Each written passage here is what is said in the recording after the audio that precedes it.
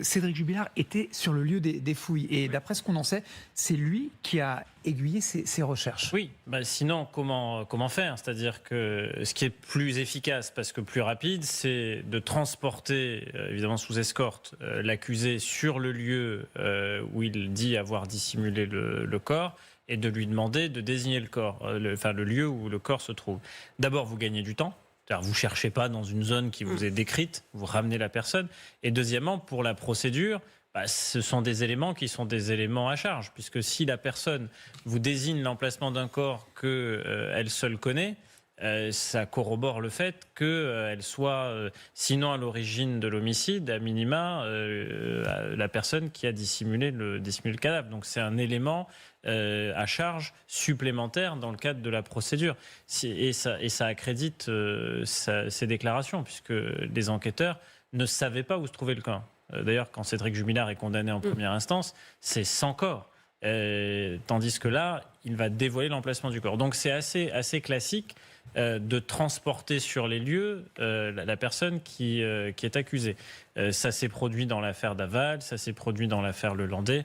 Il y a de multiples affaires où quand l'accusé passe aux aveux, on lui dit très bien, maintenant vous allez nous désigner où se trouve le corps. Dans l'affaire Lelandais, c'est exactement comme ça. Les gendarmes trouvent une goutte de sang dans le coffre de la voiture.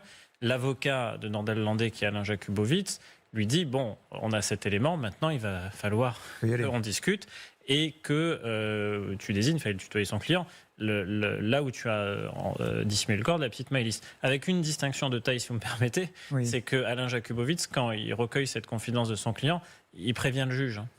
Pas la presse. Oui, ça s'est pas fait exactement dans le cas de l'affaire Cédric Jubilard. Le maître de Buisson a convoqué une conférence de presse avant même de prévenir le juge. Et oui, et d'ailleurs, la présidente de la cour d'assises de Haute-Garonne s'est retrouvée dans une posture qui est extrêmement désagréable et en plus ni conforme à la règle de droit, ni conforme à la déontologie des avocats, qui est de devoir, elle, regarder le 6 juillet une conférence de presse pour savoir qu'est-ce que l'accusé, toujours présumé innocent, Cédric Jubilard, avait fait comme révélation.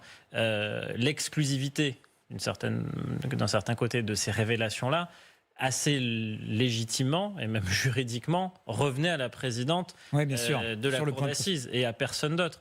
Et donc là, sur un plan déontologique, d'ailleurs, c'est assez surprenant et c'est même pas certain qu'in fine, ce soit dans l'intérêt de l'accusé Cédric Jubilard.